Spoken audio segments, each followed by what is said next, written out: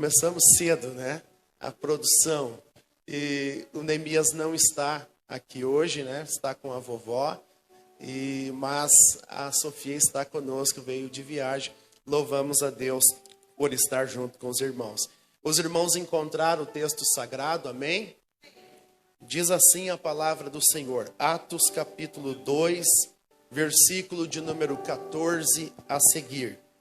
Pedro, porém, pondo-se em pé com os 11, levantou a voz e disse-lhes: varões judeus e todos os que habitais em Jerusalém, seja-vos isso notório e escutai as minhas palavras. Estes homens não estão embriagados, como vós pensais, sendo esta a terceira hora do dia, ou seja, às 9 horas da manhã. Mas isto é o que foi dito pelo profeta Joel. E nos últimos dias acontecerá, diz Deus, que do meu espírito derramarei sobre toda a carne. E os vossos filhos e as vossas filhas profetizarão, os vossos jovens terão visões, e os vossos velhos sonharão sonhos.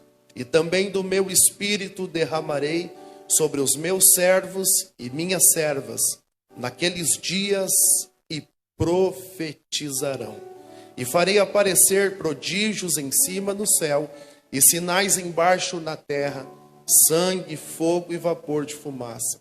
O sol se converterá em trevas, e a lua em sangue, antes de chegar o grande e glorioso dia do Senhor. E acontecerá que todo aquele que invocar o nome do Senhor será salvo. Varões israelitas, escutai estas palavras. A Jesus Nazareno, varão aprovado por Deus, entre vós com maravilhas, prodígios e sinais, que Deus por ele fez no meio de vós, como vós mesmos bem sabeis. A este que vos foi entregue pelo determinado conselho e presciência de Deus, tomando-o vós, o crucificastes e matastes pelas mãos de injustos, ao qual Deus ressuscitou, soltas as ânsias da morte, pois não era possível que fosse retido por ela.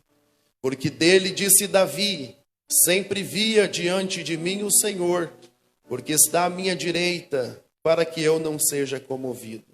Por isso se alegrou o meu coração e a minha língua exultou, e ainda a minha carne há de repousar em esperança. Pois não deixarás a minha alma no Hades, nem permitirás que o teu santo veja a corrupção. Fizeste-me conhecido os caminhos da vida, com a tua face me encherás de júbilo. Varões irmãos, seja-me lícito dizer-vos livremente acerca do patriarca Davi, que ele morreu e foi sepultado. E entre nós está até hoje a sua sepultura. Sendo, pois, ele profeta, e sabendo que Deus lhe havia prometido, com juramento, que do fruto de seus lombos, segundo a carne, levantaria o Cristo para assentar sobre o seu trono. Nesta previsão, disse da ressurreição de Cristo, que a sua alma não fosse deixada no Hades, nem a sua carne viria a corrupção. Deus ressuscitou a este Jesus, do que todos nós somos testemunhas, de sorte que, exaltado pela destra de Deus, e tendo recebido do Pai a promessa do Espírito Santo, derramou isto que vós agora vedes e ouvis. Porque Davi não subiu aos céus, mas ele próprio diz: disse o Senhor ao meu Senhor, assenta-te à minha direita, até que eu ponha os teus inimigos por escabelo de teus pés. Saiba, pois, com certeza toda a casa de Israel, que esse Jesus a quem vós crucificastes, Deus o fez Senhor e Cristo. Ouvindo eles isto, compungiram-se em seu coração e perguntaram a Pedro e aos demais apóstolos: que faremos, varões irmãos? E disse-lhes Pedro: arrependei-vos e cada um de vós seja batizado em nome de Jesus Cristo para perdão dos pecados, e receberei o dom do Espírito Santo.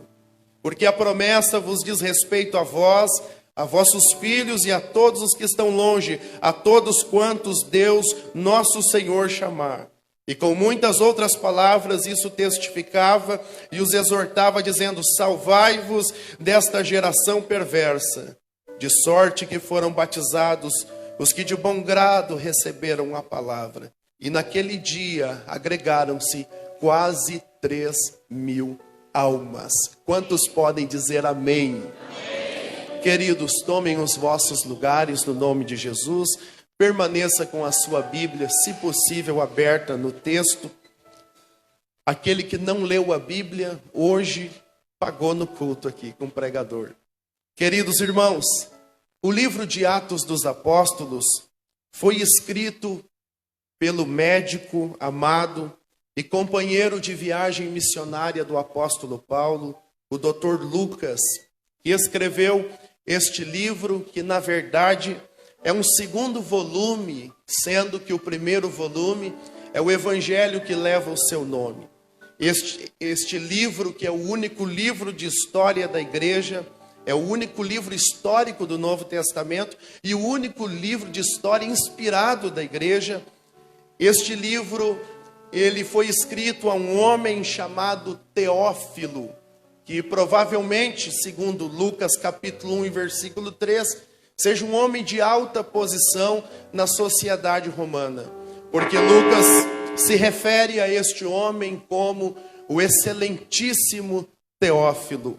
Este livro foi escrito a Teófilo, e é interessante que este volume, este segundo volume desta mesma obra, alguns estudiosos chegam a dizer até mesmo que seja apenas uma obra dividida em 2 volumes.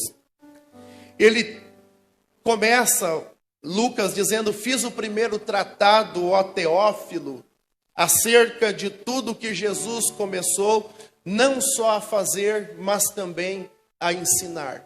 Ou seja, Lucas está dizendo que o evangelho que ele escreve, endereçado a Teófilo, é tudo aquilo, Espírito Santo. Nós vamos ver que o seu ministério celestial, através do seu corpo não físico, mas do seu corpo espiritual, que é a sua igreja, entra em ação.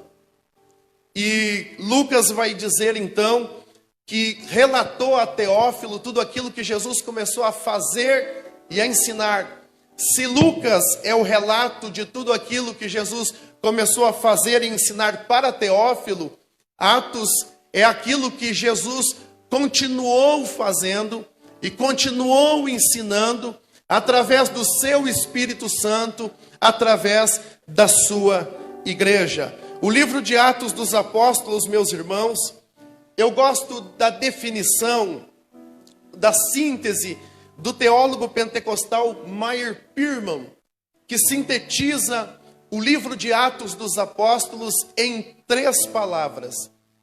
Ele sintetiza nas seguintes palavras: ascensão, descida e expansão. Ascensão, capítulo 1 de Atos, Cristo subiu. Descida, capítulo 2 de Atos, o Espírito desceu. E expansão, capítulos 3 ao 28, a igreja cresceu. Atos dos Apóstolos é o relato de como a igreja saiu de Jerusalém, capítulo 1, versículo 15, com o número de quase 120, buscando ao Senhor, para uma multidão que já não se podia contar. Como que a igreja sai de Jerusalém e chega até Roma, capital do mundo, cheio de almas para o Senhor Jesus. Podemos dividir o livro de Atos em 3 partes, capítulos de número 1 ao 7, o crescimento, a expansão da igreja em Jerusalém. Capítulos de número 8 ao 12, a expansão da igreja na Judéia e Samaria. E capítulos 13 ao 28, a expansão da igreja até os confins da terra. Lembremos que quando o Senhor Jesus estava subindo ao céu, ainda no capítulo 1, ele disse: mas recebereis a virtude do Espírito Santo e ser-me-eis testemunhas, tanto em Jerusalém, Judéia, Samaria e até os confins da terra. Glória a Deus que chegou em alvorada. Bendito seja o nome do Senhor. Nós vamos ver no capítulo 2 que esta promessa que está no capítulo 1 e propriamente no versículo 5, em que Jesus no Monte das Oliveiras vai dizer que João batizou com água, mas não muitos dias depois, vocês serão batizados com o Espírito Santo. Cumpre-se plenamente no capítulo 2 de Atos dos Apóstolos, no versículo 1, quando diz assim o texto sagrado: cumprindo-se o dia de Pentecostes, estavam todos reunidos no mesmo lugar, numa festa chamada Pentecostes, que quer dizer 50º dia, depois da Páscoa, depois da crucificação. O Espírito Santo resolveu soberanamente descer poderosamente sobre a igreja do Senhor. O livro de Atos dos Apóstolos é um livro muito precioso para nós, meus irmãos pentecostais, porque aqui nós temos a doutrina do batismo no Espírito Santo. Capítulo 1 e versículo de número 5, Jesus disse: vocês serão batizados com o Espírito Santo. Capítulo 2, versículos 1 ao 4, nós vemos esta promessa no dia de Pentecostes, que era uma festa judaica. Observem, meus amados e queridos irmãos e irmãs, que Pentecostes também era chamado de festa das semanas, porque se dava 7 semanas depois da Páscoa. Também era chamada de festa das colheitas, porque entre outras coisas comemoravam-se as colheitas que o grande Jeová dava ao seu povo de Israel. Nesta festa, neste dia, o Espírito Santo foi derramado sobre a vida da igreja para nos mostrar uma grande e preciosa lição: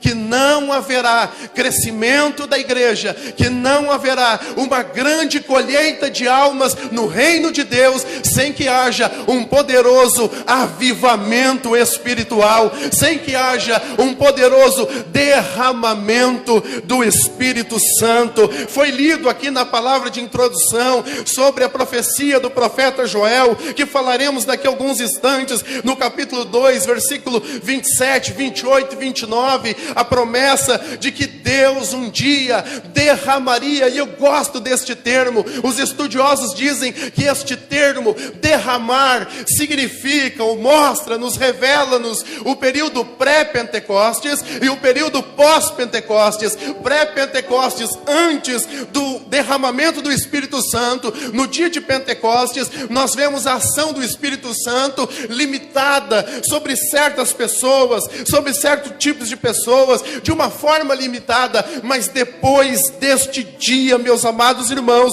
nós vemos que, como que as torneiras do céu, permita-me usar essa expressão, fossem abertas, e não mais há um gotejar do Espírito Santo sobre os seres humanos, mas há uma profusão, há um derramamento com abundância, com força, com graça. E cumpre-se aqui, meus amados irmãos, o desejo de Moisés, quando disse diante de alguém que lhe disse: olha, tem lá 2 homens profetizando, manda que parem. E ele diz assim: ah, se todo o povo do Senhor fosse profeta. Eu vejo o desejo de Moisés se cumprindo no dia de Pentecostes e formando-se uma comunidade profética a partir deste momento. E glória a Deus, meus amados irmãos, que o Espírito Santo foi derramado, e este Espírito está atuando no meio da sua igreja desde o Pentecostes,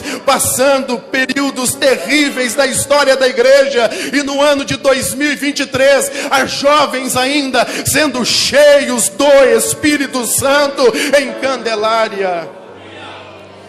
Algumas coisas me chamam a atenção.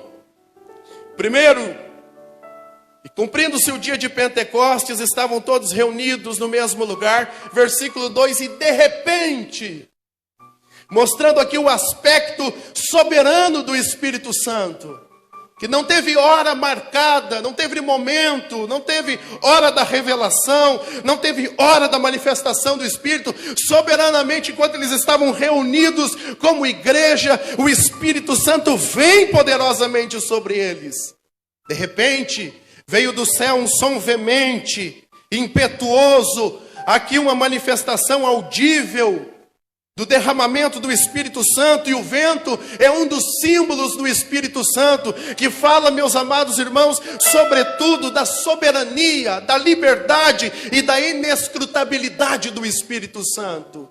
Veio um vento, um som de um vento veemente e impetuoso, encheu toda a casa, e o versículo 3 diz que pousou sobre eles, e aqui um sinal visível, línguas repartidas como que de fogo vinham sobre eles, e o fogo também é um dos símbolos do Espírito Santo. O fogo aquece, o fogo ilumina, o fogo alastra, o fogo queima. Bendito seja o nome do Senhor. Certa vez perguntaram ao grande avivalista Darth Moody, e perguntaram a ele o que se deveria fazer, meus amados irmãos, para que houvesse um reavivamento da igreja. Ao que Moody respondeu: acenda uma fogueira no púlpito, e o despertamento do Espírito Santo virá sobre a igreja do Senhor. Bendito seja o nome do Senhor, porque o fogo do Espírito Santo queima, ferve no nosso coração. Bendito seja o nome do Senhor. Versículo 4 diz que todos foram cheios do Espírito Santo, que é um termo técnico que Lucas usa, e começaram a falar em outras línguas, foram batizados com o Espírito Santo, com um sinal físico, com um sinal inicial de falar em outras línguas. Glória seja dada ao nome do Senhor, porque o próprio sinal do batismo no Espírito Santo, moços e moças que me ouvem, irmãos e irmãs que estão me ouvindo, já fala do seu caráter, do seu aspecto. As línguas representam o propósito deste batismo no Espírito Santo. E qual é o propósito do batismo no Espírito Santo? É a capacitação para o serviço, é a capacitação para a proclamação, pois é um milagre de fala, nos dá a habilidade de falar, de proclamar ousadamente. Meus irmãos, o que é batismo no Espírito Santo? Eu creio que a definição é maior, mais exata, está em Lucas capítulo 24, e no versículo 49, é um revestimento de poder espiritual para os salvos, para a igreja do Senhor, com um caráter puramente, altamente missional e evangelístico. Se não, olhe para o capítulo 1, e o versículo de número 8,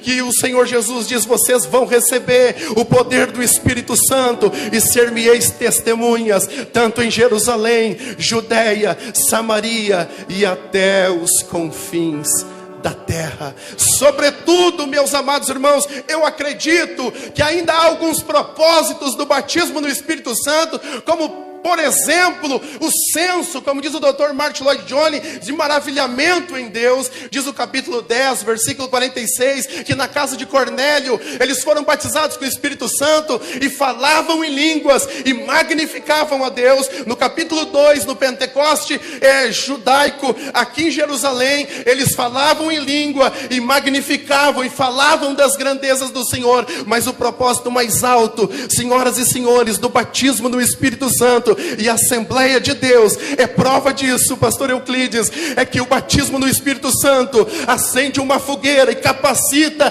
a igreja a dar testemunho do Evangelho, a ganhar almas para o Senhor Jesus. Todo crente batizado com o Espírito Santo, ele tem dentro dele, ele tem dentro dela uma chama, uma habilidade, uma capacidade. A timidez sai embora, aleluia. Qualquer outro sentimento que é um obstáculo para a proclamação sai fora, e tão cheio deste fogo pentecostal, o seu desejo é: eu preciso ganhar alguém para o Senhor, eu preciso ganhar alguém para Jesus, eu preciso falar do amor de Cristo. Bendito seja o nome do Senhor. É o que nós vemos no capítulo 4 e no versículo 31, quando eles são cheios do Espírito Santo, depois de orar. Diz o texto sagrado que depois de serem cheios do Espírito Santo, anunciavam com ousadia a palavra do Senhor. E nós vemos ao longo de todo o livro de Atos dos Apóstolos, os crentes cheios de ousadia para proclamar a palavra do Senhor. O derramamento do Espírito é sobre a igreja, mas a consequência é no mundo. Como disse John Wesley certa vez: o mundo é a minha paróquia. E nesta noite a minha oração é que o Espírito Santo incendeie os nossos corações para entendermos que até os confins da terra. Atos dos Apóstolos, meus irmãos, tem uma particularidade muito interessante. Começa focando no ministério do apóstolo Pedro, dos capítulos 1 ao 12. Depois, subitamente, foca no ministério do apóstolo Paulo, dos capítulos 13 ao 28. Mas a igreja, a história da igreja, não se resume nem em Pedro e nem em Paulo, ou não termina nestas duas grandes figuras, dois homens de Deus, dois apóstolos do Senhor Jesus. Atos, ele tem começo, tem meio, mas não tem fim. Por quê? Porque o capítulo 29 de Atos dos Apóstolos somos eu e você. A história da igreja não parou em Pedro nem em Paulo, continua com Leonardo, continua com João, continua com a Maria, continua com a mocidade Candelária. E eis-nos aqui para dizer: Senhor, derrama sobre nós o teu Espírito. Senhor, derrama sobre nós o teu Espírito. Eu faço uma pergunta retórica, você não precisa responder. A igreja, você quer ser cheio do Espírito Santo? Você deseja ser cheio do Espírito Santo?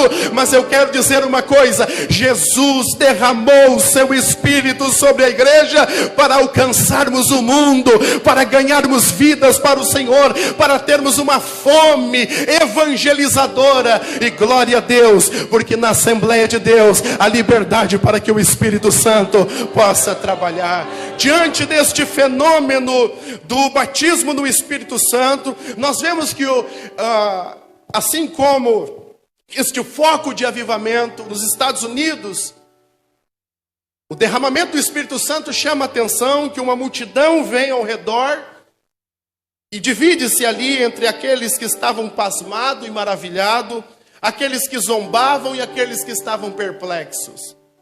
Versículo 13 diz que uns zombavam e diziam: eles estão cheios de mosto, estão cheios de vinho. Versículo 14 que eu fiz leitura: Pedro, porém, pondo-se em pé.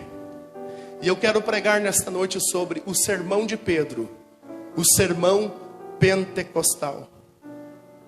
Se nós temos aqui, por que não dizer o maior sermão da história?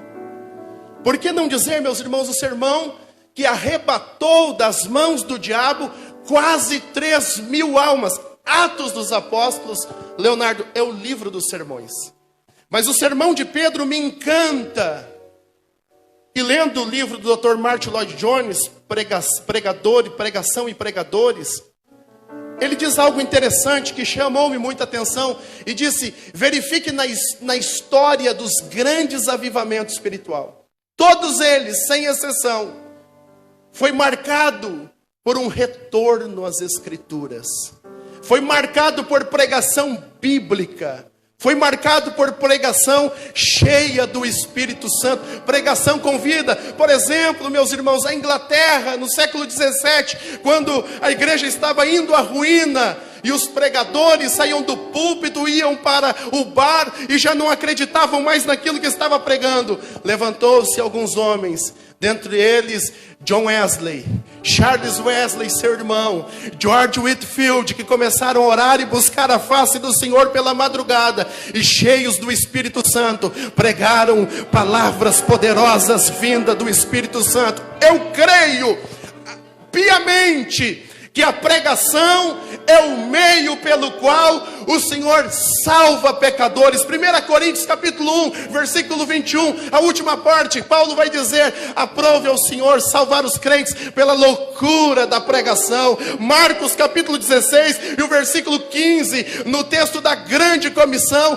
Jesus não disse, agora respeitosamente, não me entenda mal, há o seu lugar de importância, há tanto a música, mas Jesus não disse de cantai a toda criatura. Jesus não disse de fazer teatro a toda criatura. O teatro, as artes para a glória de Deus também tem seu espaço no reino de Deus. Jesus não disse ide e fazei boas obras, assistência social, que tem tem também o seu lugar na obra de Deus, mas Deus, em sua soberania, escolheu, resolveu salvar pecadores através da pregação do Evangelho de Jesus Cristo. Bendito seja o nome do Senhor. E diante daquele movimento, Pedro se levanta, posição de autoridade, levanta a sua voz. Isso fala da autoridade do pregador.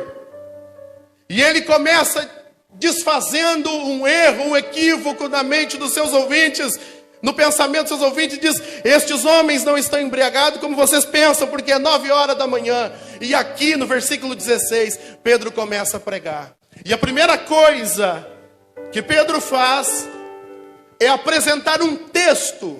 Quem está me ouvindo, diga amém. A primeira coisa que Pedro faz é apresentar um texto, senhoras e senhores. Ele diz: isso não é o que vocês estão pensando, é 9 horas da manhã, mas isto é o que foi dito pelo profeta Joel. E ele cita agora, nos versículos 17 ao 21, ele cita Joel capítulo 2, versículos 28 ao 32. Ou seja, Pedro lê o texto, porque o sermão emana do texto. O sermão não é uma ideia que o pregador teve e coloca no texto. O sermão é aquilo que ele extrai do texto.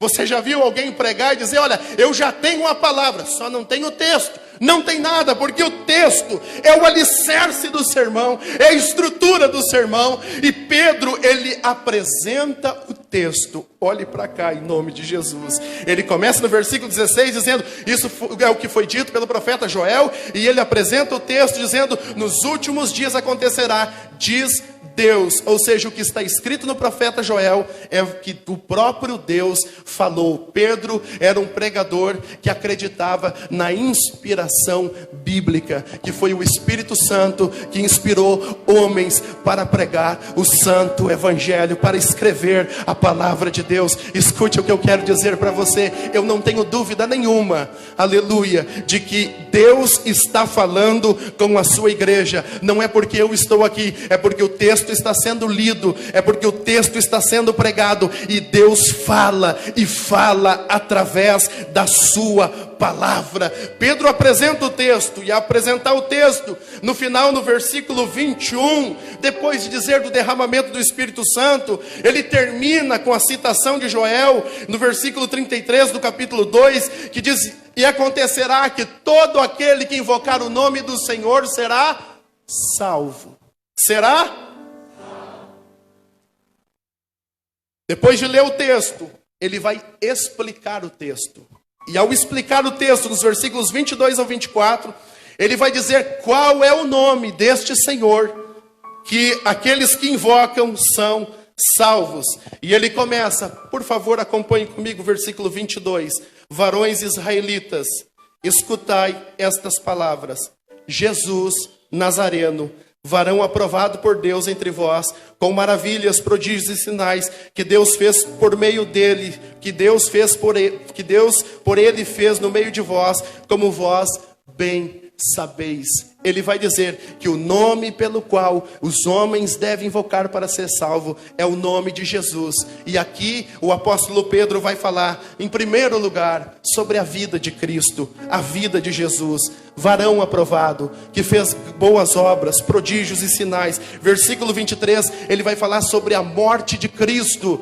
Meus irmãos, eu não entendo como alguém assume um púlpito e não tem mensagem para pregar. Nós temos muita mensagem para pregar. Vida de Jesus, vida de Cristo, morte de Cristo, a este que foi entregue pelo determinado conselho e presciência de Deus, tomando vós o crucificastes e mataste pelas mãos dos injustos. O que Pedro está dizendo é basicamente isso, que a morte de Cristo não foi o plano B do Senhor na face da terra, mas que a morte de Cristo, aleluia, aleluia, estava planejado desde a eternidade, como diz Apocalipse capítulo 13 e o versículo de número 8, Cristo é o Cordeiro que está morto, que foi morto na mente do Pai, desde a fundação do mundo. A morte de Cristo não foi o plano B de Deus na história, a morte de Cristo não foi um acidente, mas a morte de Cristo foi o meio pelo qual o Deus presciente escolheu para salvar as nossas vidas. Bendito seja o nome do Senhor,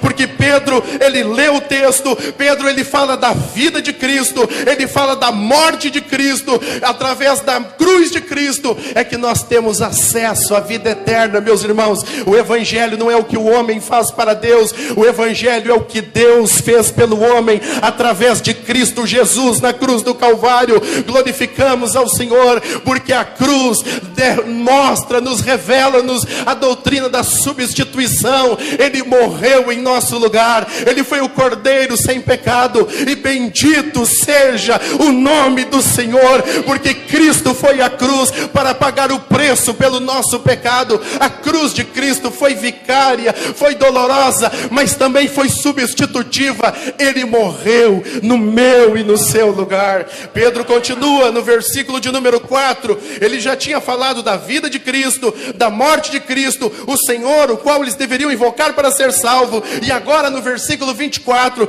ele fala sobre a ressurreição de Cristo, dizendo: o qual Deus ressuscitou, soltas as ânsias da morte, pois não era possível que fosse retido por ela. Meus irmãos, a grande boa nova do Evangelho é que Cristo veio a este mundo, ninguém viveu como ele viveu, ninguém morreu como ele morreu, porque ele não foi um mártir, aleluia, mas também ninguém ressuscitou como ele ressuscitou.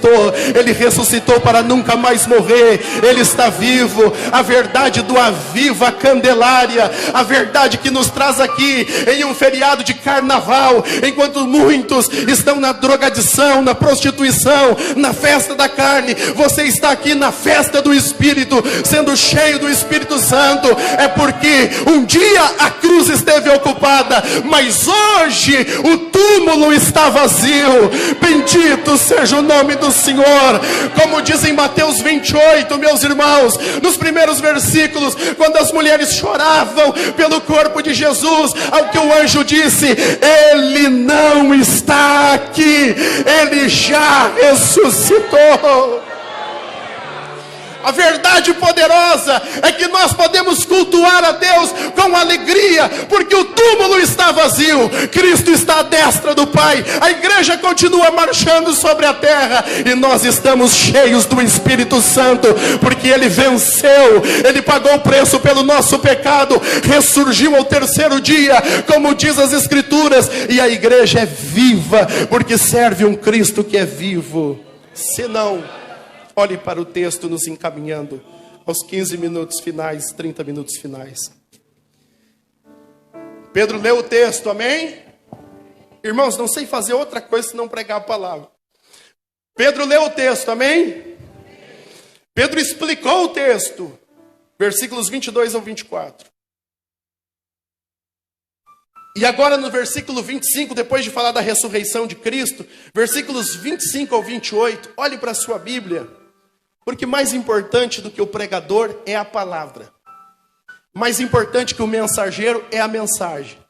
Na verdade, que eu passe aqui e você possivelmente nem lembre quem foi o pregador da noite, mas que você lembra, a palavra eu lembro. Porque nós estamos vivendo um tempo de valores invertidos, meus irmãos, em que a performance, oh aleluia, oh bendito seja Deus, em que a performance é mais importante que o conteúdo, mas glória seja dada ao nome do Senhor, porque o que nos alcança, o que alimenta a igreja, não é a performance do pregador. O Senhor não nos chamou, meus irmãos, para sermos engraçados ou divertidos. O Senhor nos chamou para sermos fiéis ao texto bíblico e pregarmos a palavra com fidelidade. Olhe para o texto, versículos 25 ao 28, ele cita o Salmo de número 16, versos 8 e 10. E aqui eu chamo de texto de sustentação. Ele vai dizer que Jesus ressuscitou, e ele usa o Salmo 16, versos 8 e 10, para mostrar que Davi já diria: profeticamente no Salmo 16, Ele não deixará a minha alma na sepultura e não permitirá que o meu corpo, que o teu santo veja a corrupção, ou seja, que o seu corpo venha a se deteriorar. Versículo 28, fizeste-me conhecidos os caminhos da vida com a tua face e me encherás de júbilo. Olha o que Pedro fala no versículo 29, irmão, seja-me lícito dizer livremente acerca do patriarca Davi, ele morreu e foi sepultado, e entre nós está até hoje a sua sepultura, mas o Senhor Jesus ressuscitou. Ele está dizendo, Davi não dizia de si mesmo, mas Davi dizia sobre o Cristo. Ele usa outro texto no verso de número 130, no verso de número 30, ele usa o Salmo de número 132 e o verso de número 11, sabendo pois ele, profeta, e sabendo Davi, sendo profeta, e sabendo que Deus lhe havia prometido com juramento, que do fruto de seus lombos, segundo a carne, levantaria o Cristo para assentar sobre o seu trono. Ele usa outro texto bíblico. Vamos lá, ele lê o texto, ele explica o texto, ele fala sobre a vida de Cristo, a morte de Cristo, a ressurreição de Cristo. Ele usa o Salmo 16, os versos 8 a 10, pastor Euclides, para falar sobre a ressurreição de Cristo com base na Escritura. Agora ele usa o Salmo de número 132 e o verso 11 para sustentar de novo aquilo que está falando. E no verso 31 ele repete o Salmo 18, o verso 10, que o seu santo não veria a corrupção.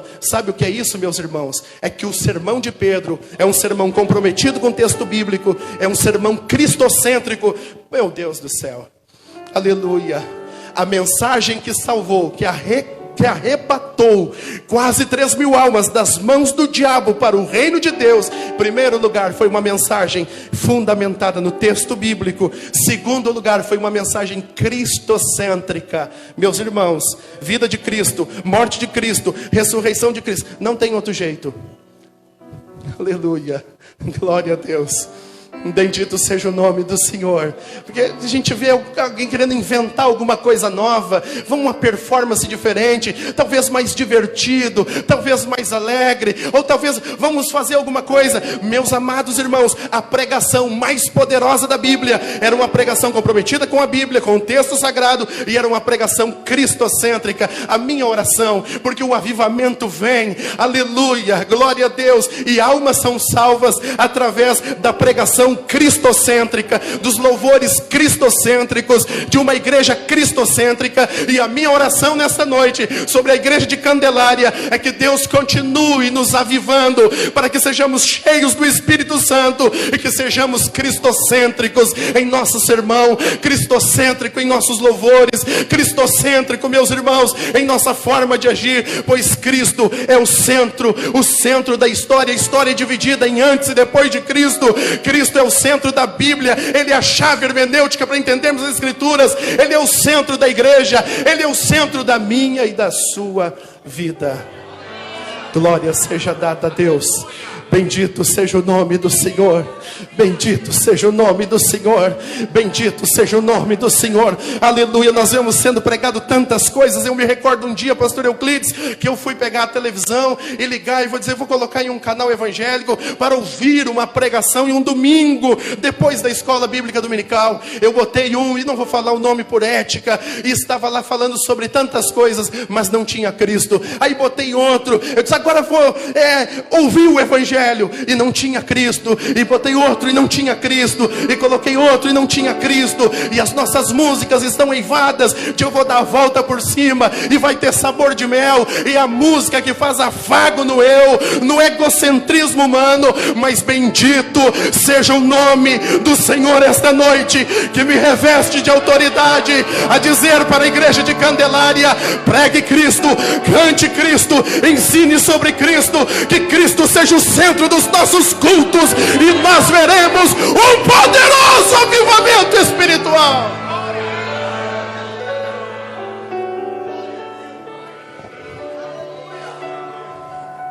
Charles Haddon Spurgeon disse, se queremos mais conversões em nossos sermões, devemos colocar mais Bíblia nos nossos sermões. Aleluia. Pedro cita ao que alguém talvez possa dizer assim: que coisa chata.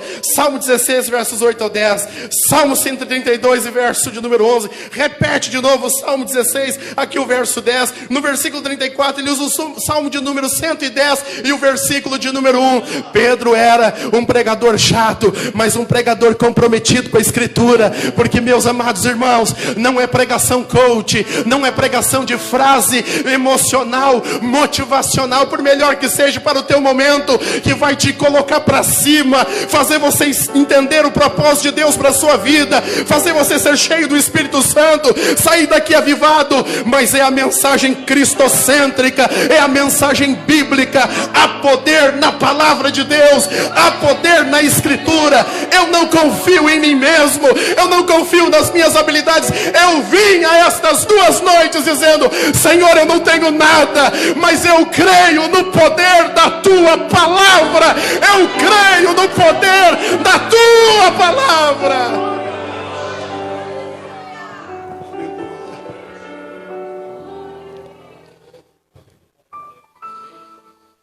Glória a Deus. Versículos de número 36.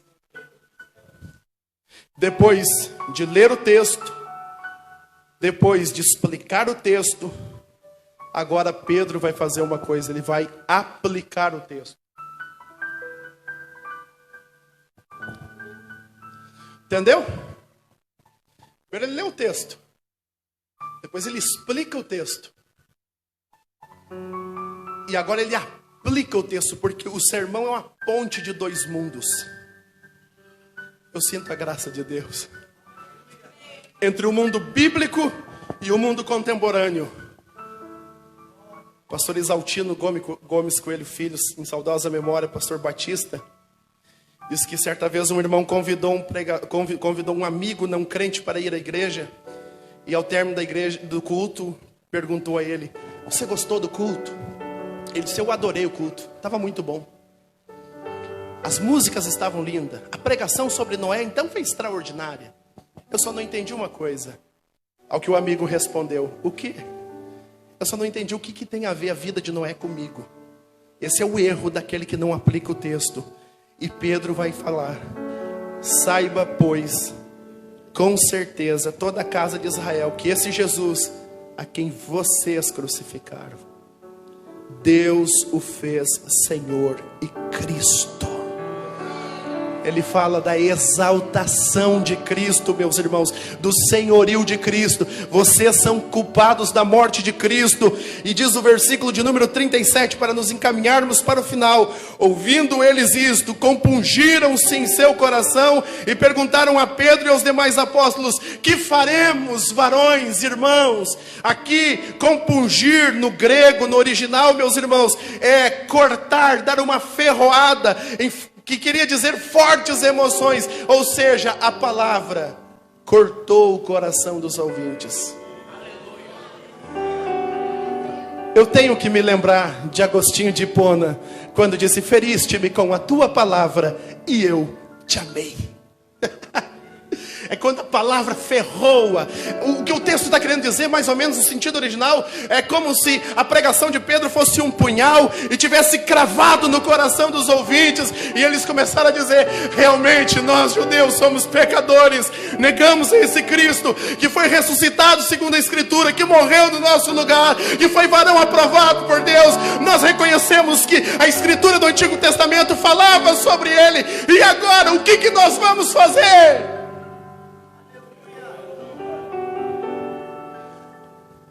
O pregador tem uma missão: levar a mensagem aos ouvidos da igreja, dos ouvintes. E o Espírito Santo leva dos ouvidos ao coração. Não tente fazer a obra do Espírito Santo, irmão, irmã. Esta obra é do Espírito Santo. Nós vemos tanta técnica, nós vemos tanto emocionalismo, tanto movimento. Aleluia, bendito seja o nome do Senhor. Eu estou despreocupado com o que o Espírito Santo pode fazer aqui, porque o de repente do Senhor pode tomar os nossos corações. Eu entendo, meus irmãos, que o poder do Espírito Santo é livre, é genuíno. O Senhor é soberano, Ele faz quando quer, a hora que quer e como Ele quer. Os nossos sermões não precisam de levante a mão e toque no irmão que está ao seu lado. Os nossos sermões não precisam de voz chorosa. Os nossos sermões não precisam de mecanismo humano nenhum para tocar no coração. Nós precisamos apenas ser fiel à Escritura, porque a Escritura é o punhal do Espírito Santo para cravar no coração dos ouvintes. Você crê no poder da palavra? Observe que aqui Pedro não faz nem o convite. E eles mesmos dizem: o que faremos nós? E disse-lhe Pedro: arrependei-vos e cada um seja batizado em nome de Jesus para perdão dos pecados, e recebereis o dom do Espírito Santo de Deus. A pregação de Pedro era: arrependei-vos. Meus amados irmãos, a nossa pregação deve ser esta: arrependei-vos. Não é palatável, não é gostoso aos ouvidos de quem ouve, mas nós devemos pregar o arrependimento. Vocês entendem que nós estamos aqui no dia de Pentecostes? O texto se desenrola no dia da descida do Espírito Santo, derramamento do Espírito Santo. Pedro se levanta e prega esse sermão no dia de Pentecostes.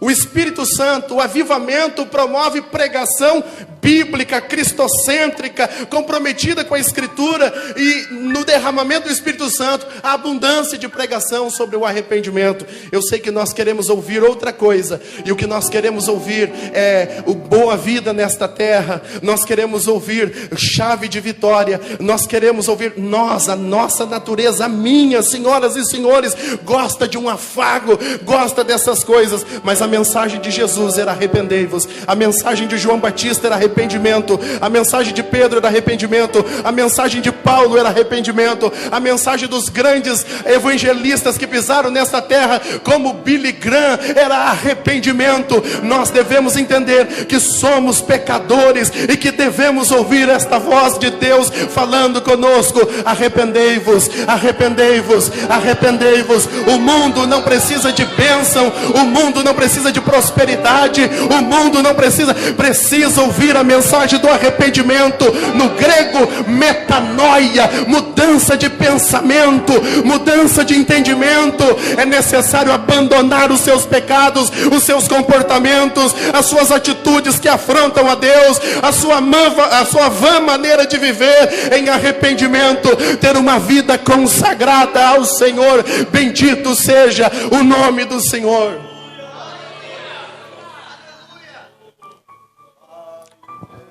Não tem outra mensagem. Arrependei-vos, arrependei-vos. Urabacala shurabacala bahai. Urabacala shurabacala raia. Arrependei-vos, arrependei-vos. Desta mensagem, meus irmãos, nós vemos que aqueles homens e mulheres, aqueles quase 3.000, se batizam. Diz o versículo 38, que Pedro diz que eles deveriam ser batizados. E depois, ao serem batizados, no versículo 41, porque a pregação, que é a forma pelo qual Deus salva pecadores e que Deus aviva a sua igreja, a pregação bíblica, ela vai além das emoções. Pode ser que um profissional de púlpito ele consiga tocar no emocional, na plateia. Deus vai te exaltar, Deus vai te dar uma chave, uma vitória. Pode ser que toque no ego, porque quem não quer ouvir? Hoje, aí tem uns que têm a empáfia de dizer: hoje muda a tua história.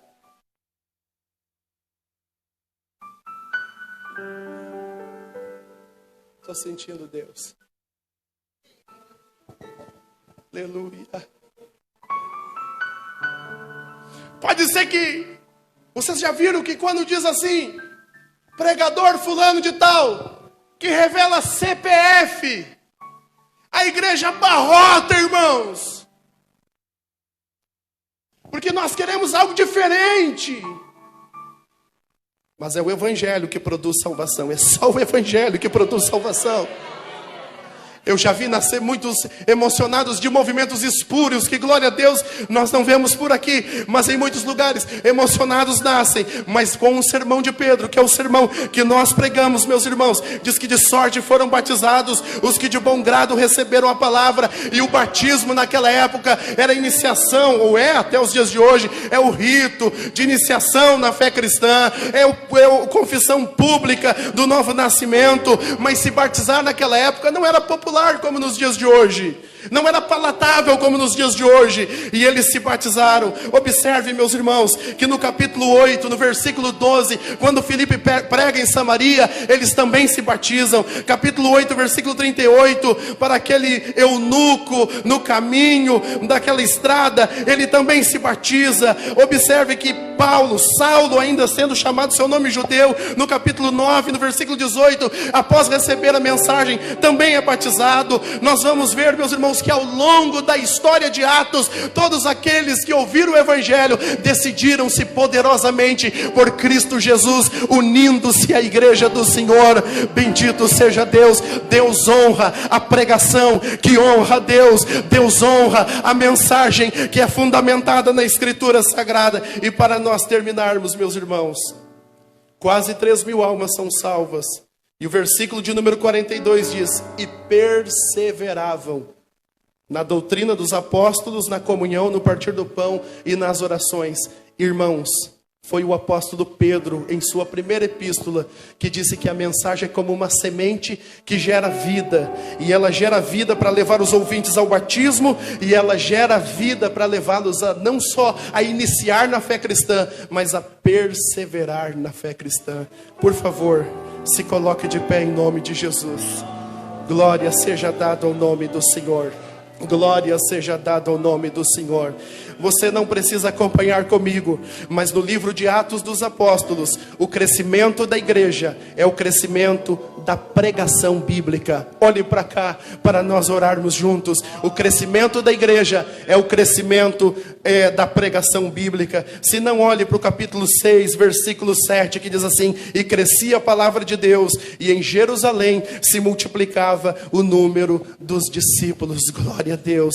Capítulo de número 12, e o versículo de número 24, dizia: a palavra de Deus crescia e se multiplicava. Capítulo 13, versículo de número 49 agora, aleluia, diz que a palavra do Senhor se divulgava por toda aquela província. E o 48 diz que os gentios glorificavam a palavra do Senhor e creram todos quantos estavam ordenados para a vida eterna. Capítulo de número 19 e o versículo de número 20, assim a palavra do Senhor crescia poderosamente e prevalecia. Aleluia. O crescimento da igreja está em Atos dos Apóstolos, estritamente relacionado com o crescimento da pregação. Por isso, pregação não é brincadeira, pregação é coisa séria. Nós temos uma mensagem, e esta mensagem que produz salvação nos pecadores. Se o pastor Euclides me permitir fazer um convite, obrigado, querido pastor Euclides. Eu quero fazer um convite a esta geração. O pessoal da música vai nos ajudar. Esse jovem bonito e abençoado, glória seja dada ao nome do Senhor. Eu não vim, irmãos, trazer uma mensagem de autoajuda, mas uma mensagem de ajuda do alto. Eu sou sério no meu sermão, e é assim que eu prego, mas eu quero fazer um convite também, tão sério quanto foi o sermão. Quantos querem se comprometer com a pregação bíblica? Quantos querem se comprometer com a pregação, entendendo o que aqui foi pregado, que é a pregação bíblica que gera o crescimento da igreja na face da terra? Quantos entenderam que o sermão, ele emana do texto bíblico, e que está comprometido com o texto bíblico, e o pregador deve ler o texto, explicar o texto, texto e aplicar o texto. Quantos estão propostos a se comprometer com um texto bíblico, com a palavra de Deus e com uma mensagem e um ministério cristocêntrico? Saia do seu lugar e passe aqui à frente em nome de Jesus. Aqueles que querem se comprometer. Mas pregador, eu não sou pregador como você, de pregar no primeiro Aviva Candelária. Quem disse que pregador ou pregação é só o que está sendo no púlpito aqui, irmão? Todos nós temos esta incumbência do mestre, segundo Marcos 16:15, ide por todo mundo e pregai o evangelho a toda criatura. Quantos aqueles que ouviram a palavra? O Senhor quer levantar e está levantando uma geração comprometida com as verdades bíblicas, comprometida com o santo evangelho. Saia do seu lugar e passe aqui à frente, enquanto o nosso cantor vai cantar um louvor. Eu quero nesta noite chamá-los, e eu não vou insistir no convite. Bendito seja Deus, bendito seja o nome do Senhor.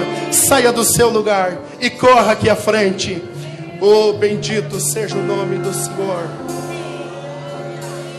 Eu navegarei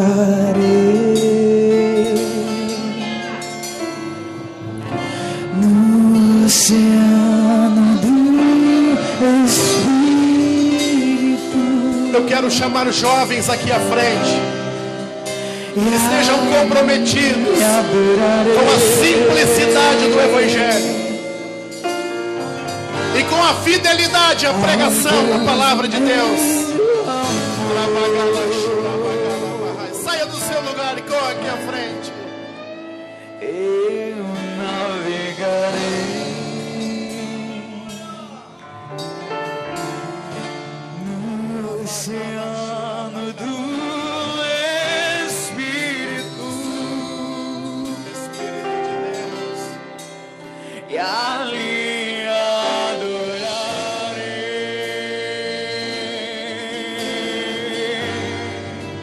ao Deus o meu amor.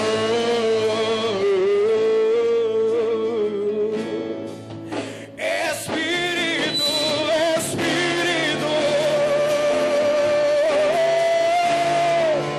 que desce com fogo, vem como em Pentecostes,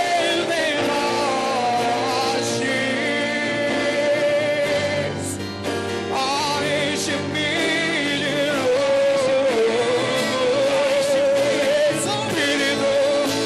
Espírito, Espírito, que desce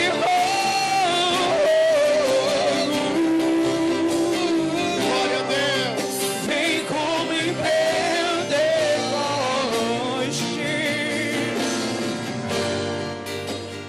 enche-me de novo. Eu adorarei ao Deus da minha vida, que tanto me amou,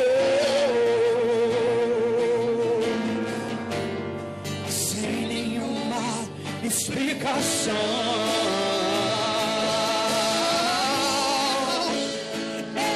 Eu adorarei ao Deus da minha vida,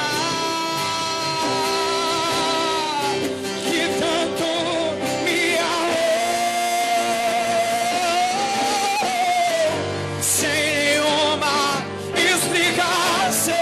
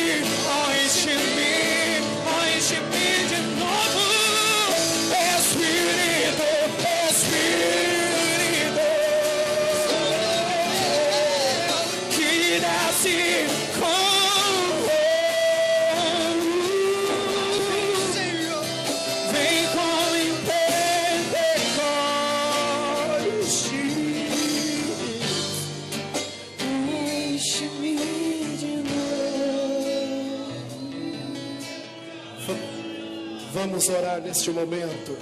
Feche os teus olhos. Se você puder abraçar a pessoa que está ao seu lado, os irmãos abraçam os irmãos, as irmãs abraçam as irmãs. Procure uma irmã e irmã para abraçá-la diante da exposição da palavra do Senhor. Procure um irmão abençoado. Aleluia, porque o fogo ele queima, o fogo ele ilumina, mas o fogo do Espírito Santo também ele alastra, irmão. Como é bom se abraçar num crente cheio do fogo do Espírito Santo. Jesus batizou a igreja no Espírito Santo para ganhar almas, para ir até os confins da terra. Não há outro propósito maior senão o propósito missional. Eu quero dizer uma coisa para você. Eu não vou contar quantos vão ser batizados com o Espírito Santo, mas se você não é batizado com o Espírito Santo, peça o batismo nesta noite. Aleluia. A Bíblia não dá uma forma. Aleluia, a Bíblia não dá uma fórmula mágica para acontecer batismo com o Espírito Santo. E eu não estou aqui para fazer o papel do Espírito Santo, mas a Bíblia nos diz alguns textos que nos dá algumas orientações. Reverendo Leonardo Seixas, diz o texto de Lucas capítulo 24, versículo 49. Esta é a promessa do meu Pai. Se é uma promessa, você precisa crer que o Senhor te fez esta promessa. Você não precisa de outra coisa senão crer, fé, aleluia. Segundo lugar, Atos capítulo 10, versículo 45, diz que o batismo no Espírito Santo é o dom do Espírito, e dom é presente. Talvez alguém disse para você o seguinte: você precisa subir alguns níveis no degrau da tua vida espiritual. Você tem que atingir uma santificação. Não, Senhor, aleluia. Batismo no Espírito Santo não tem nada a ver com isso, meus irmãos. É presente de Deus. Você vai dizer o seguinte: Senhor, eu quero esse presente. Presente não se paga, presente se abre a mão e recebe. Então diga: Senhor, eu não tenho, mas eu preciso, Senhor. Eu preciso ser batizado no Espírito Santo. Eu creio piamente, aleluia, que Jesus derramou seu Espírito sobre a igreja para te dar poder, para você pregar para aquele que odeia o Evangelho, para aquele que discrimina o Evangelho. Te dá coragem que você não tem. Pedro, covarde, negou o Senhor pré-Pentecoste, mas pós-Pentecoste, diante de uma multidão, ele diz: vocês crucificaram o Senhor, pode me prender. Você que está aí atrás, fecha os teus olhos, levante a sua mão. Você que está ao lado de algum crente, comece a orar por ele, comece a orar por ela. Bendito seja o nome do Senhor, bendito seja o nome do Senhor. O Evangelho é o poder de Deus para a salvação. O Evangelho é o poder de Deus para salvar pecadores. Receba a graça de Deus agora em nome de Jesus. Receba a presença do Espírito Santo agora em nome de Jesus. Receba a autoridade do Espírito. Receba o batismo do Espírito Santo. Receba o batismo do Espírito Santo. Receba o batismo do Espírito Santo. Comece a falar em outras línguas. Comece a falar em outras línguas agora. Ora bacala shura bacala barraia. Em nome de Jesus. Em nome de Jesus. Em nome de Jesus. Em nome de Jesus. Em nome de Jesus. Você é batizado no Espírito Santo para quê, pregador? Para sair meu nome no cartaz? Não, senhores. Para que, pregador? Para ser um pregador influente? Não, senhores. Para incendiar Candelária com a mensagem do Evangelho, para chegar na sua escola e dizer: eu quero te apresentar o Jesus que me salvou. Receba, receba, receba a graça de Deus. Receba o poder do Espírito Santo. Receba o poder do Espírito Santo.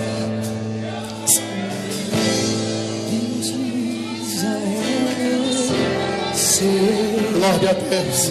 Que não vinha este mundo pra adorar outro rei.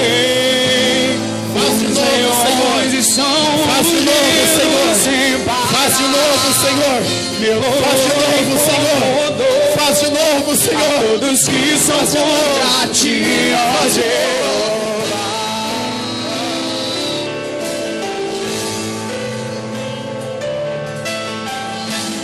Pode intercalar o louvor do meu coração. Dos manjares eu abro mão, os palácios não quero não. Eis aqui como olhos focados no céu, com risco de morrer, mas o que importa é não merecer. Senhor, não vou dividir. Receba de Deus aí. Vai, meu irmão, vai. Abra sua boca. Vai. Recebe batismo. Recebe cura. Recebe poder. Vai. Abra a boca, jovem.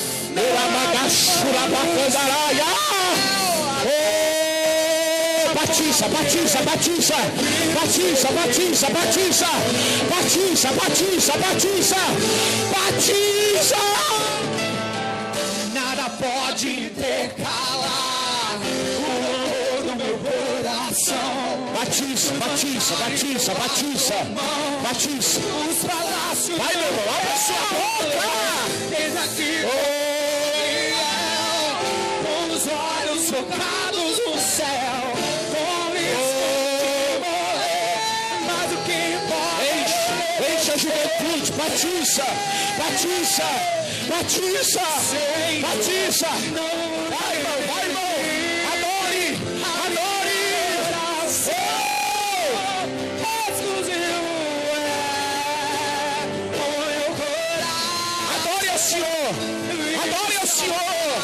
Adore ao Senhor. Abra mão no céu, até diante da morte, prefiro servir. Oh, Espírito de Deus. Aleluia. A sombra do onipotente. Aleluia. Senhor, 1 minuto de adoração, irmão. 1 minuto. Só mais um minuto. Vai. Só mais um minuto. Ele me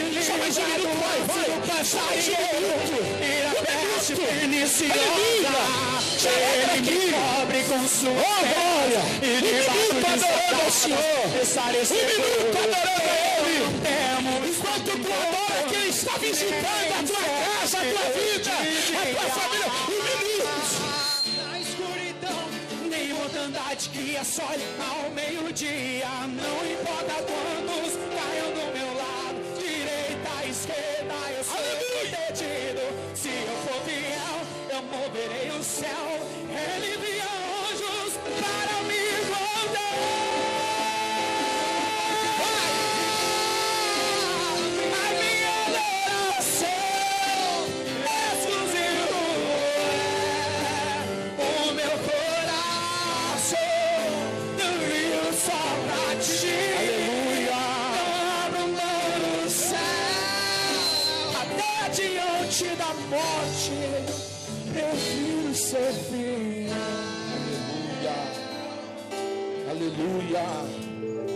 Aleluia. Você pode dizer glória a Deus.